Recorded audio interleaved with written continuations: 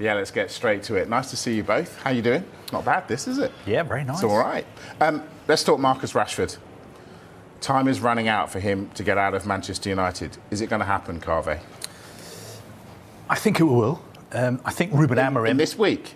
Yeah, I think it will. Well, before the deadline, I think he'll move. Ruben Amorim could not have been clearer. What he said last night after the game at Fulham here in London, he basically said, I'd rather have my goalkeeping coach, who's 63, on the bench than a player who's not giving his all in training. So it looks like Marcus Rashford is going to have to leave if he wants to get regular football. The question is, where's he going to go?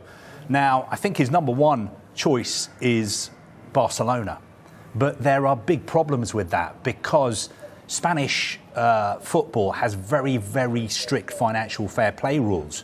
So it's going to be difficult for Barcelona to be able to accommodate his wages. And also, I'm not sure how regularly he'd play if he was to move to Barcelona. Because Barcelona, front three, they've got Lamine Yamal, Lewandowski, Rafinha. So would it make sense for him to move to Barcelona?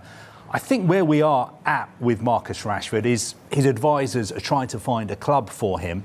But the big issue is his big wages. He's reported to earn more than £300,000 a week. If he's to move, obviously Manchester United would want his new club to pay nearly all of those wages. And the clubs who are interested in getting him know that the longer they wait until the deadline, the more likely it is that they're going to get a better deal. So I think this is going to go on until deadline day. No, he's not getting out of there, is he? Come on, let's be honest. Look, where's he going to go? If you look at what's happened with Marcus Rashford, on December the 17th, he does an interview with Henry Winter, who I think we're going to hear from again at 7 o'clock. At 7. And if you're doing an interview and saying you need a new challenge and the next steps in your career, the feeling would be that you've got something lined up. We're on day 27 of the transfer window now. He's still a Manchester United player. And not only is he a Manchester United player, he's not actually playing for them. The question you have to ask is whether Marcus Rashford and his camp maybe overestimated the market that was in for him when he made those quotes in that interview by saying, it's time for a new challenge for me. AC Milan were interested. They came and went. They've now signed Kyle Walker, and they can't actually sign Marcus Rashford now because of their non-EU player rule. So Walker's there, Rashford can't join. Borussia Dortmund's interest is there and has been there throughout the window, but the finances simply do not work for him. Carve's mentioned it already. He wants to go to Barcelona, but there's so many associated issues with their finances that are precluding a deal from happening for Rashford to go to Barcelona. So here we are, Rashford, 27 days into this window, still a Manchester United player and not playing for Manchester United. I'm going to ask my question again, though. You said he's going to get out of Manchester United before deadline day. Where's he going to go? Salford? Well, I think maybe an English club will come in for him. You would assume that Manchester United don't want him to go to another Premier League club. But as we get closer to the deadline, would it mean that Manchester United would be willing to let him move to another Premier League club? Which Premier League clubs would be interested in taking him? Look, I've got to tell you, I'm a big fan of Ruben Amorim. I like the fact that he's open and honest, his news conferences. But I'm sitting here thinking, did he say too much last night? Because we've already seen him a couple of days ago in a press conference. He said that this was the worst Manchester United side of all time. I think he regretted saying that. Last night, he comes out with a great headline saying he'd rather have his 63-year-old goalkeeping coach on the bench than someone who's not given his all in training. Does he regret saying that? Because from a business point of view, it's not ideal for Manchester United to have their manager saying that when you are trying to move a player out. One thing that has to happen with regard to Rashford right now is clear he's not in Amorim's plans just now because he's not training properly, according to Ruben Amorim. But if come February the 3rd at 11 p.m. he's still a Manchester United player, there's going to have to be some sort of reintegration into that squad. Because if they are going long-term to decide Rashford's got to get sold, if he's not going to get a move away from Manchester United and he doesn't play for United, how much is he going to be on the market coming How do you reintegrate a player that you said you'd rather put your 63-year-old goalkeeping coach on before him? No. How do you reintegrate Because him? Ruben Amorim has also said, I know that's the headline that's come out of it, he goes, I would rather put my goalkeeping coach in ahead of somebody or any player that's not training properly. That's the message to any player, not just Rashford. Yeah, but he's talking about Rashford. Yeah, but you've got to train properly. So if Marcus Rashford then trains properly, still at United, he is going to get that opportunity if you take what Ruben Amorim is saying on face value. Does he get reintegrated? I think possibly, but we've seen, for instance, Jadon Sancho had these issues, similar issues with Erik ten Hag. He was frozen out. I think there is a way back for him at Manchester United, but we said on this channel when Ruben Amorim got the Manchester United job, we were speaking to all our contacts in Portugal. They said, look, he comes across as being a lovely guy.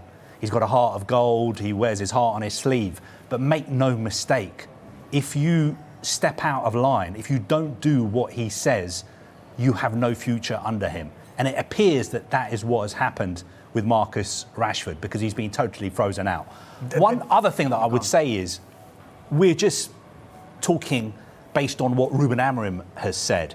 Marcus Rashford has only given one interview to Henry Winter.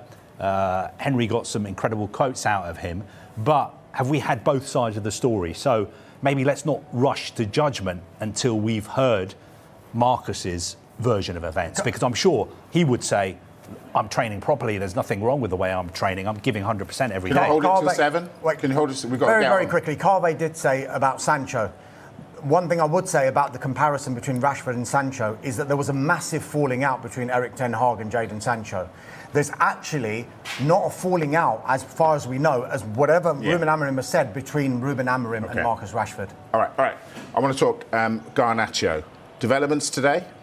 Yeah, look, as far as we're aware, we think that the future of Alejandro Garnacho is now key to what Manchester United can do with regard to incomings and outgoings in this transfer window. Ruben Amorim, in that news conference, as well as talking about Rashford, he did talk about Alejandro Garnacho, and he said he will not rule out a sale of Garnacho. He says anything can happen. That's despite Garnacho starting 4 of Manchester United's last 5 games in all competitions. Let's be clear about this. Manchester United don't actually want to sell Alejandro Garnacho, but they accept that a sale of Garnacho would help them with regard to their finances and those 3 letters that we don't like talking about, PSR. It would also help, if he was to go, to help them bring players in to the football club and start to mould what Ruben Amorim wants to do with the squad. Napoli and Chelsea, we know, remain interested in Garnacho. Napoli's initial bid falls short of what United would want, and I think that they would want to try and do a compromise on what United want and what they're prepared to pay. Chelsea is the interesting one because they haven't come in with a bid yet, but they are interested in him. I think as far as Chelsea are concerned, it's a watching brief. If there's a deal to be done for Garnacho, they are ready to do that deal. They haven't made an offer yet. I think the way Chelsea are looking at this is, look, he's a very, very good young player, 20 years old. He's definitely a player we would like to have in our squad. It's not often that a player as good as him becomes available. It tells you a lot about the state Manchester United are in financially, that they feel the need to possibly let him go. So I think if there's a deal to be done there, Chelsea are ready to move. Having said that, I know a lot of Chelsea supporters, and they watch the performance against Manchester City, and a lot of them are saying, do we need another wide player? What we need is a number 9. We need a striker and we need a goalkeeper. Those are the areas that we should be looking at reinforcing in the next few days. Garnacho is a great player, but he's a sort of icing on the cake kind of player. So what we need is a striker and a goalkeeper. Okay, so where's Nkunku in amongst all of this?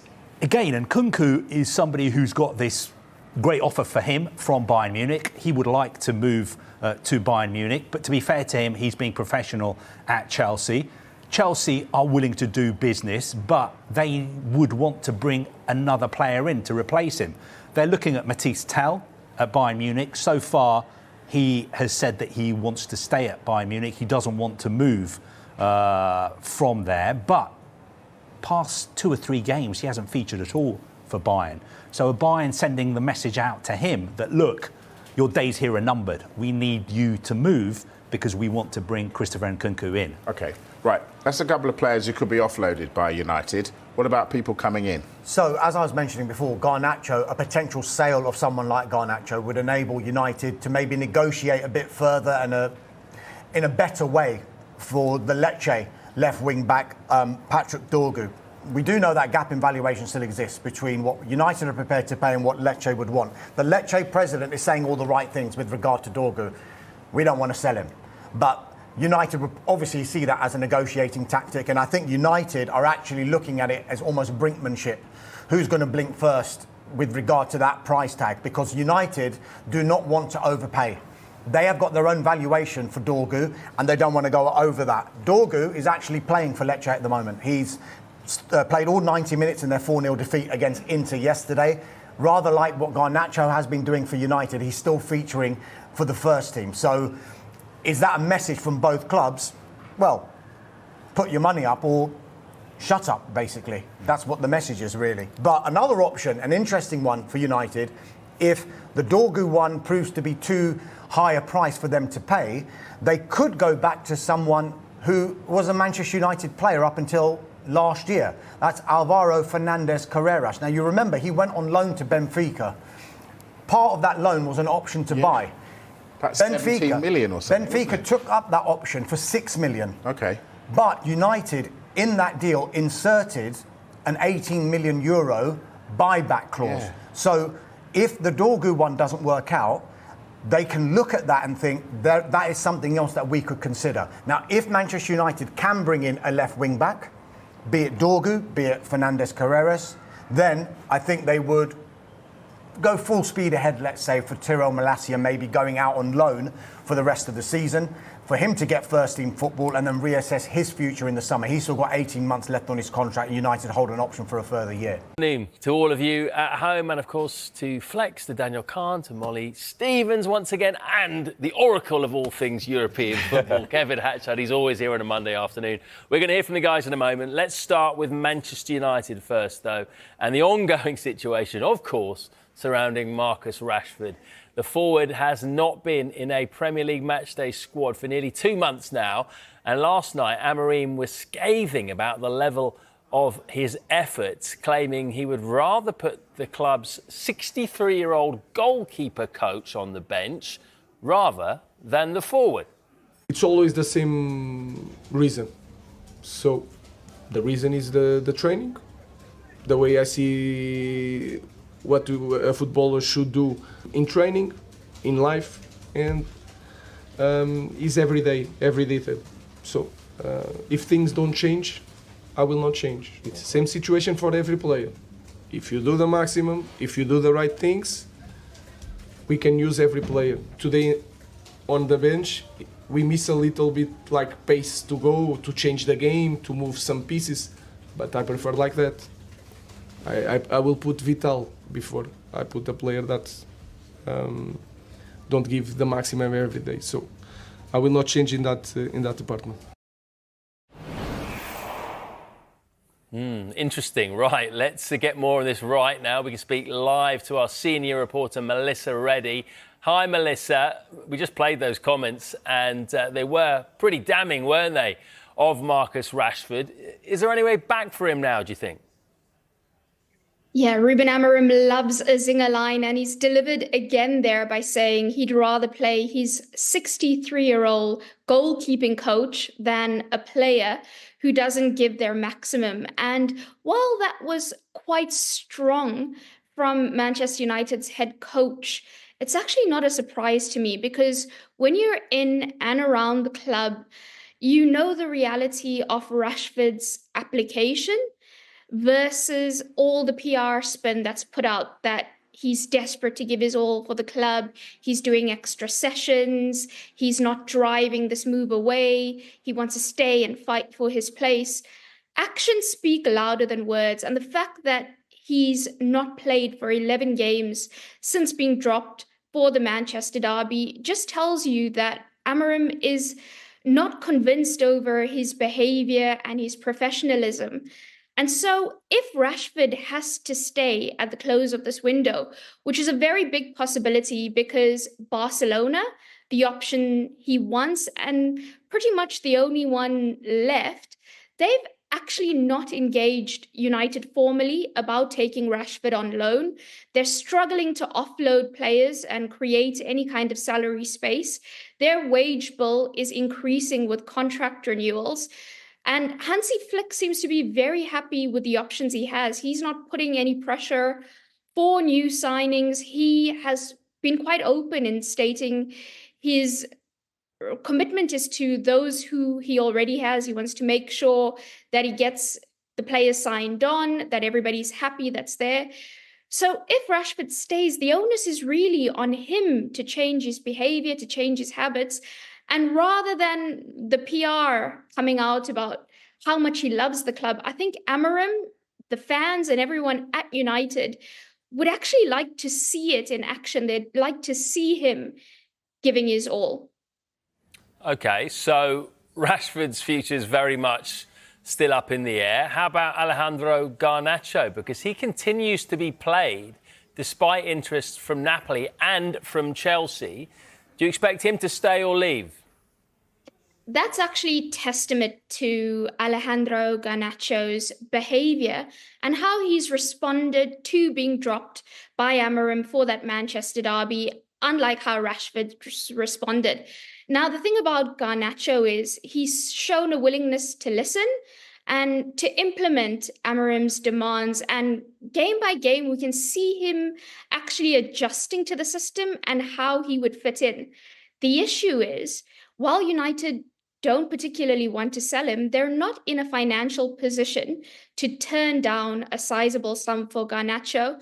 And Napoli and Chelsea are very strongly interested. Now, Napoli more concrete in wanting him because they've actually had discussions with United about signing him. There's a 10 million euro gap in valuation between the clubs. Napoli don't want to go above 55 million euros and United want 65 million euros for him. Now, the other issue Napoli have is the alternative target, Karim Adeyemi. He doesn't want to leave Borussia Dortmund in the winter window. He only wants a summer move. So Napoli not closed off to continuing those negotiations for Garnacho. And there's confidence that a compromise can be reached between both clubs. Chelsea, meanwhile, they're biding their time and just waiting to see if there's an opportunity for them to strike. We often talk, don't we, about the domino effect in the transfer window. So this potential Garnacho departure, what impact could that have on further incomings at Manchester United? A sale of Garnacho would definitely arm United with the funds to be able to, both for the short term and in the longer term, look for players that actually fit Amorim's system. Now, we also know that throughout the window, United have been looking at attacking options in the case of departures. They've already seen Antony go. Rashford's future is up in the air. If Garnacho leaves, they definitely have to bring in a forward because they'll be left quite short offensively. Now they've looked at Randall Kolo Muane, who Juventus ended up signing. There's loan interest in Christopher Nkunku from Chelsea. So if Chelsea happen to actually negotiate with United for Garnacho, it'll be interesting to see if that further develops. I know they've been looking at and making a number of checks in and around Europe for a forward. So if Garnacho goes, they will have the funds to do that. And there's a bunch of things that's been put into place now. What I'm told, though, is left wing back. That position United have wanted to strengthen regardless what happens elsewhere. It's been their pivotal position in this window and the primary problem they want to solve. So Patrick Dorgu, that they will make another offer for him despite what happens elsewhere, because he's seen as somebody who will immediately enhance Amorim's system. So Lecce, they're expecting their resolve to be tested with an improved bid. Great stuff. Thank you very much, Melissa. OK, right, let's get straight into it, shall we, guys? Because we have picked 7 players. There's 7 days left in the window, 7 players to look out for who could be on the move, could be staying in those 7 days. Let's start, I guess, obviously, with Rashford and Garnacho, both of the Manchester United players. How do you expect this to play out? Do you think there's a strong chance they could both still be at the club at the end of this window? I think if you start with Garnacho, what Melissa was saying about Adeyemi, Napoli's alternative target, that tracks with what I've been told in the last few days, which is not just that he's not keen on leaving Dortmund in this window, but also he wants to pursue a move to England. He wants to come to the Premier League, so he's not mad keen on going to Napoli. Obviously, if Napoli table quite a big bid that Dortmund feel they could strengthen the squad with, there might be a bit of pressure there. But at the moment, he doesn't want to go in this window. So that means that Napoli, who do want to strengthen that left-hand side, now that Kvaratskhelia has gone to PSG, he's certainly a player, Garnacho, they're keen on and want to bring in. With Rashford, it's much more complex. If you look at the clubs he's been linked with, Milan, as soon as they knew they could get Kyle Walker, ditched that idea and went for Walker. They knew they couldn't sign both because of Brexit-based regulations. Barcelona, again, what Melissa was saying absolutely tracks with what Hansi Flick has said. Eric Garcia was linked with Como, but he's been playing and playing well. Ansu Fati wants to stay, wants to fight for his place. If you can't get those guys off the wage bill, how are you going to have the space to bring in Rashford? It's gone pretty quiet with the Borussia Dortmund angle as well. So it's looking more and more tricky for him. So are you saying, just from that, you think Garnacho is more likely to move than Rashford this window? I think so, because I think there is more of an appetite maybe in terms of doing a permanent deal. There are clubs that have that need to bring in somebody like that, and he's somebody that you can build with. You know, if Garnacho comes in, does well, he could be a Napoli player, for example, for the next 3, 4, 5 years. With Rashford, the variables don't always stack up, I don't think. Right, so I kind of touched on it there, Dan, about Garnacho maybe being the first domino to fall and then an effect after that. If Garnacho does end up leaving Manchester United, they have some funds. Christopher Nkunku, interestingly, from Chelsea, has been linked with Manchester United. Now, you've been telling us that, you know, you saw this ages ago. You've been on our WhatsApp group. You've been sending videos. I caught this ages ago. It's like Nostradamus. No, well done. You did call it. Man United do need more attacking threat. Is he the kind of player that can provide that? I think what Melissa was talking about, left wing back, for example, for Manchester United, is the same with those number 10 positions. I think for the next few transfer windows, we're going to be talking about Ruben Amorim's system and which players fit in the 10s, the wing back roles, and the 2 midfielders. Who's the right striker for that role? I think Christopher Nkunku is someone you automatically identify as, would they be interested in him 12, 18 months ago? Maybe not under Erik ten Hag, but actually in Amorim's system, you could see him in one of those 10 positions. Now, we know he has been slightly suffering with injuries, especially last season, but I think the narrative maybe has to change slightly, because this year he hasn't been injured. He just hasn't played a lot of football for Chelsea. He's made 19 appearances in the Premier League, but he's only played more than 45 minutes in 3 of those appearances. So we don't really know how well he's recovered from last season because we've not seen him play. But if United, who we understand are more interested in a loan deal because Chelsea value Nkunku for around £70 million, which is quite a lot of money considering they spent just over £50 million for him, I don't think United have that amount of money. So it would be a potential loan move, but I think it would make sense for both clubs. OK. Guy, in Italy, they are reporting that Napoli are set to resume talks with Manchester United over Alejandro Garnacho in the next few hours. The 2 clubs had kept their word to get back in touch at the beginning of the week and try to find a compromise. Napoli want to get an agreement in principle with the winger and his representatives and then rely on their will to lower United's demands. Chelsea, another club following the Argentinian, has not yet shown official interest, and we are hearing that Garnacho is giving priority to Napoli. That is interesting. Yeah, I think there's a big opportunity here for him as a player and for Napoli as a club. because they beat Juventus at the weekend. First team in Serie A to beat Juventus in the top flight this season. So quite an achievement, 2-1 win.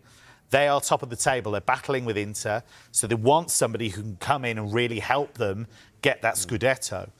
There's a gap on the left-hand side of the team now that Kvaratskhelia has gone to PSG. So what a great chance for him to really, you know, Napoli fans love you if it's going well. You look at how Kvaratskhelia was treated. He was called Kvaradonna as he helped them win the league. So they're a passionate bunch. So look, I think there's an opportunity, you know. I think there is. I think there's a chance for him, chance for them. And United, if they don't see him as a fit going forward with Amorim's system, get a chunk of money as well. So it could work for everyone. Can I just ask you, Kevin, how do you think Garnacho would fit in that Napoli team? You said he'd be a replacement, of course. We saw what PSG did already in the transfer window. But how do you think you would link up with Lukaku and even Scott McTominay from the Premier League as well? It's quite an exciting team on paper, isn't it? Yeah, it is. And I think you look at Kvaratskhelia is obviously gone. You're not going to replace him like for like per se because he's a bit of a one-off actually, Kvaratskhelia. But I do think Garnacho's somebody that has the quality to actually really dovetail with all those players you mentioned. I mean, McTominay is a man transformed. He's getting goals. He won the penalty vitally at the weekend. He's been one of their best players. So, I mean, there's a great reference there. McTominay can tell him how good it's been. Should just add that we've got a bit more information on that. Manchester United would be reluctant to sell, but are not in the financial position to turn down a sizable offer for Garnacho, and they do not want to stand in the way of him getting guaranteed game time elsewhere, which would boost his development. It's believed a compromise of £50 million could see a deal done with Napoli, and we should also add that Garnacho was thought to have been professional, applied himself excellently, and has shown the willingness to listen to Ruben Amorim and improve under him. And you can see that, and that's what was talking about in the show this morning, that, again, when I've been in the stadium since this sort of news has gathered information and gathered steam, it doesn't feel like Garnacho's on his way out of the door through any fault of his own. It's very interesting to hear that last line there, Matt, because it is about the finances. You know, we're seeing many teams right now in the Premier League having to, and in football, but it's obviously in the Premier League, having to adhere to these PSR rules and having to sell young, homegrown players. And I think it was Owen Hargreaves who's spoken about this, and that it shouldn't be this way round. The team should be rewarded for bringing in youth players and giving them minutes. And that Manchester United, it's a rich tradition. It's part of the DNA and the fabrics of Manchester United. And here we are in 2025, that Manchester United are having to sell one of their up-and-coming prospects to balance the books. And Garnacho has remained professional, and the fact that Ruben Amorim is picking him so consistently and talking about his improvements or slight improvements in certain areas it speaks testament to his character. So it's very interesting to see how this rolls on. But I think that this is starting to hot up, and I think there's going to be some movement here. Yeah, well, if this Garnacho thing happens, then this could be, as I mentioned, the first domino. Do you think Manchester United have kind of moved towards this position of selling Garnacho, or entertaining selling him, we should say, is quite a way off at the moment, because they've basically hit a roadblock with Marcus Rashford, and there's nowhere for him to go? It's a difficult one, because in one breath, you know, PSR undoubtedly has a massive, massive impact on every single club. The way in which they run themselves, you know, it's not just about what happens on the pitch, it's about what happens in the accountancy room behind the scenes as well. It's all absolutely pivotal. Whether or not offloading a player where they can get 100% profit like Garnacho will help them bring in a Patrick Dorgu, or at least up their offer to Lecce for Patrick Dorgu, for example. Maybe that would help them out there. What's also interesting is, back to what you said there, Flex, actually, about Garnacho and the way he's adapted to Ruben Amorim and the way he wants to play. There's a clear difference here, isn't there, where two players are being linked with moves, Rashford and Garnacho. Rashford out of the squad altogether, Garnacho starting the games. You know, clearly Amorim is impressed by Garnacho, is impressed by his application, the way in which he's responded to him in training, the way in which he could fit if he were to be needed, if things didn't materialise elsewhere. It's a massive miss for Manchester United. He could be a real player for the future. And it's just a culmination of the mismanagement of Manchester United. over the past decade. That essentially, I mean, fans can have their opinion and think it's a terrible situation or deal to let go of Garnacho. Other fans, we heard Paul Merson have his opinion, and he said, you know, that he thinks that's the right move, in words to that effect, as Mercer also always does. But essentially, regardless of how you think this is a good deal for the player or the club, the reason why this has happened is because Manchester United has been mismanaged, and Manchester United has been put into a position over many years whereby it's now about balancing the books. Manchester United should be a team that is holding on to a player like Garnacho. Now, listen, if Ruben Amorim also says, I think I can get a different type of player for what I'm trying to do, I can get a more ready-made replacement. For example, if that player was Christopher Nkunku in terms of his suitability to the system and the style of football in which he wants to play, fine. But we know what the driving mechanics are behind this deal potentially happening, and it's money. Yeah, OK. If you are just joining us, Sky Italy are reporting that Napoli will resume talks with Manchester United over a move to sign Alejandro Garnacho. And Jota has returned to Celtic from Rennes. Loads on the way. Stay with us. Welcome back to Transfer Talk. You know what? It's been a busy show. If you're just joining us, Napoli and Manchester United are going to resume talks over a move for Alejandro Garnacho. It's thought a compromise of £50 million could see the deal done with Napoli. Chelsea are also interested, and it's also key to point out that United would be reluctant to sell, but they won't stand in his way if the right fee is offered. And that could be around £50 million. Now, Napoli are set to resume talks with Manchester United over Alejandro Garnacho in the next few hours. United would be reluctant to sell, but aren't in the financial position to turn down a sizable offer for Garnacho. We understand a compromise of around £50 million could get the deal over the line. The Argentine has been forced to consider his options and long-term future, given the situation at Old Trafford, but has been professional throughout. Sky and Italy are reporting Napoli want to get an agreement in principle with the winger and his representatives in the hope of lowering United's demands. Chelsea are across any developments. Well, Manchester United's Supporters Trust is urging minority owner Sir Jim Ratcliffe to freeze ticket prices and end what they describe as a war on season ticket holders. United fans could be heard chanting during their victory at Fulham last night, comparing Ratcliffe to the Glazers and criticising match-day prices. Ratcliffe and Ineos have caused controversy over a number of decisions, including raising the price of tickets at Old Trafford mid-season. The club's Supporters Trust have written an open letter to the owner asking for a total reset of relations with the fans. The letter says, judging by your own public comments, it seems you may have come to the conclusion that ticket pricing and policies are in need of a major review. However, we strongly believe that now is the worst possible time to implement significant changes, with the team struggling on the pitch and fan sentiment already at a low ebb. We all need to pull together to lift the team's performance. By freezing prices and avoiding major disruptive policy changes now, you have the opportunity to signal that you value the unique role of Manchester United's success. Together, we can build a stronger future for the club. The consequences of ignoring this are significant, but the benefits of getting it right are immeasurable. Well, Ruben Amorim didn't hold back when discussing the efforts of Marcus Rashford, suggesting he'd rather play the club's 63-year-old goalkeeping coach. Rashford was once again missing from the matchday squad yesterday, and former United goalkeeper Mark Bosnich has given his thoughts on Amorim's comments.